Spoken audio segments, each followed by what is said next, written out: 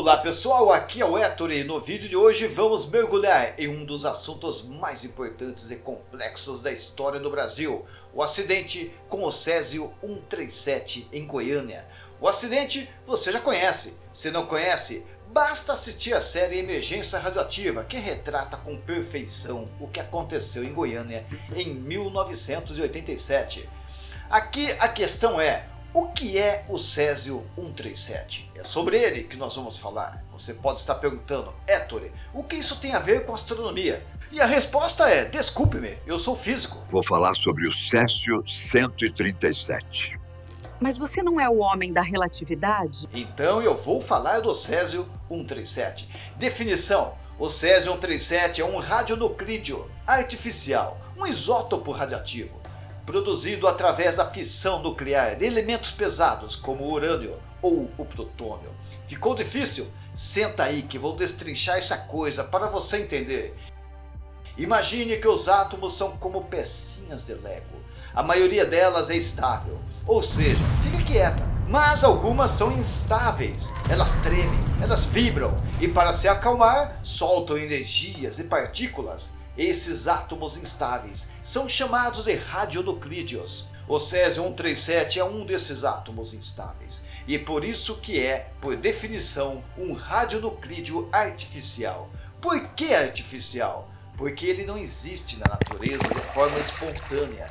O Césio 137 é criado pelo ser humano dentro de reatores nucleares ou até mesmo em explosões de bombas atômicas.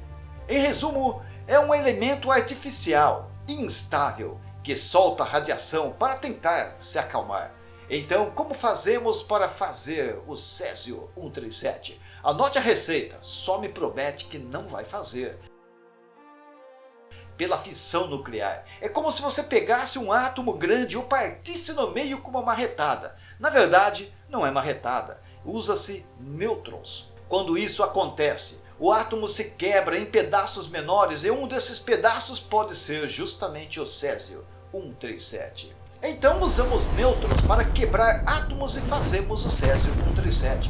Os elementos mais usados para essa quebra são o urânio 235, usado em usinas nucleares e bombas atômicas, e também o plutônio 239, também usado em armas nucleares e reatores. Para você entender essa coisa, é como se o Césio 137 fosse um estilhaço que sobra quando quebramos átomos enormes de urânio ou plutônio. Então voltamos à definição do Césio 137. Definição: o Césio 137 é um radionuclídeo artificial, um isótopo radioativo, produzido através da fissão nuclear de elementos pesados como o urânio ou o plutônio. Agora ficou fácil, não é? Mas estou falando aqui que é um isótopo radioativo. Que raios é um isótopo radioativo? Senta aí que não terminei. A palavra isótopo assusta, mas é simples. Imagine que você tem dois irmãos gêmeos. Eles são quimicamente iguais, mesmo elemento, se comportam na mesma forma. Mas um deles pesa um pouco mais porque tem mais recheio, tem mais nêutrons dentro do núcleo. Veja no caso de átomos. Este é o Este é o Césio 137. Diga oi para o Césio. Ele é radioativo, emite radiação. Cuidado com ele. O Césio 137 tem um irmão bonzinho, o Césio 133, que é o átomo estável e não emite radiação. Esse aqui é um isótopo do Césio. O Césio 137 também é um isótopo. Vamos para outro exemplo. O átomo de carbono, temos o carbono 12, que é o carbono da vida comum, e o carbono 14, que é usado para a datação de fósseis. Esses dois carbonos são isótopos do carbono propriamente dito. Ou seja, isótopos são como versões de um mesmo elemento. Algumas versões são estáveis, ficam quietas, outras são radioativas, soltam energia. Césio 137 é então um átomo artificial que não existe naturalmente. Ele é produzido como sobra quando quebramos átomos gigantes de urânio ou plutônio dentro de reatores nucleares ou usando uma bomba atômica. Ele é um isótopo radioativo, uma versão instável do Césio comum, que é o Césio 133, e por isso emite radiação perigosa para os seres vivos. Imagine que o átomo é uma caixa de brinquedos Se você pega uma caixa enorme, urânio, e dá uma martelada nela, a fissão, ela se quebra em pedaços menores. Um desses pedaços é o Césio-137. Só que não é tão simples assim fabricar o Césio-137. Ainda será necessário fazer o refinamento, dissolvendo os subprodutos da fissão nuclear em ácido nítrico e, após uma série de processos químicos, separar finalmente o Césio-137 dos demais elementos. Ele não é um átomo tranquilo, ele é uma versão nervosa e instável do Césio normal. Por isso ele fica soltando radiação sem parar, tentando se acalmar.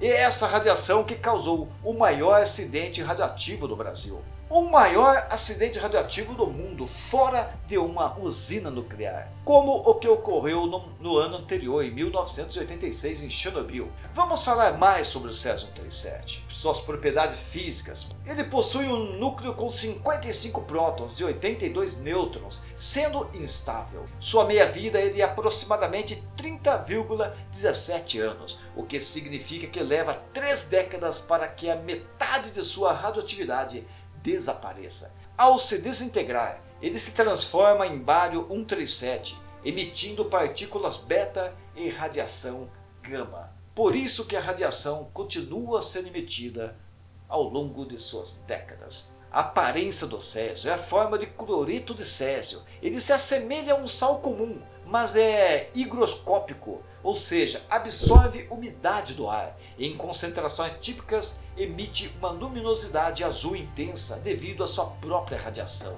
E devido à sua radiação gama, é utilizada em terapias contra o câncer, em medidores industriais de densidade e também na esterilização de alimentos ou equipamentos médicos. A manipulação do Césio-137 exige protocolos de segurança extremamente rigorosos, pois a radiação é invisível, inodora e insípida, ou seja, a radiação vai queimando enquanto você não percebe.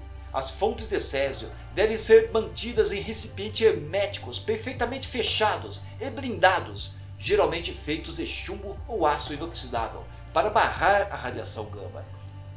A intensidade da radiação diminui drasticamente conforme se aumenta a distância da fonte. Portanto, o contato direto ou a proximidade prolongada devem ser evitados. O contato direto com o material pode causar radiodermites, que são queimaduras graves, enquanto a ingestão ou inalação distribui o Césio pelo corpo, comportando-se de forma semelhante ao potássio, podendo causar náuseas, vômitos, quedas de cabelo, danos à medula óssea e morte. E o acidente de Goiânia de 1987. Em 13 de setembro de 1987, 2 catadores de papel encontraram um aparelho de radioterapia abandonados nos escombros de uma clínica desativada. Atraídos pelo valor do chumbo, levaram a peça e tentaram desmontá-la. Ao violarem a cápsula de proteção, expuseram 19 gramas de cloreto de Césio-137.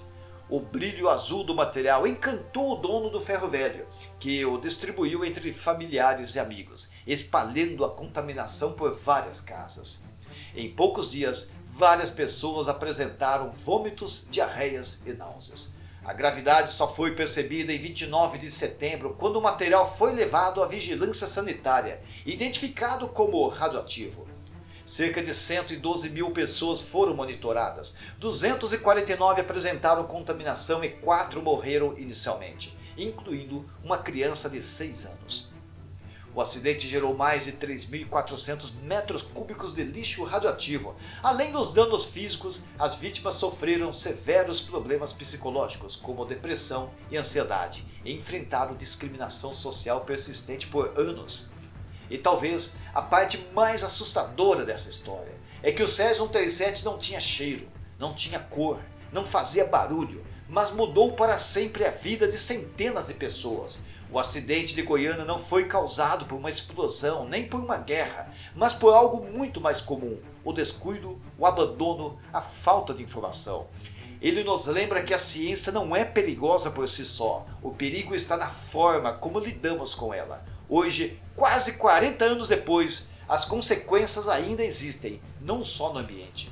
mas na memória das vítimas e na história do Brasil. E fica a pergunta: quantas tragédias poderiam ser evitadas se o conhecimento chegasse antes do erro? Se você gostou desse tipo de conteúdo, se inscreva no canal do Ettore e compartilhe esse vídeo, porque a informação também salva vidas. Eu sou o Ettore e até o próximo vídeo.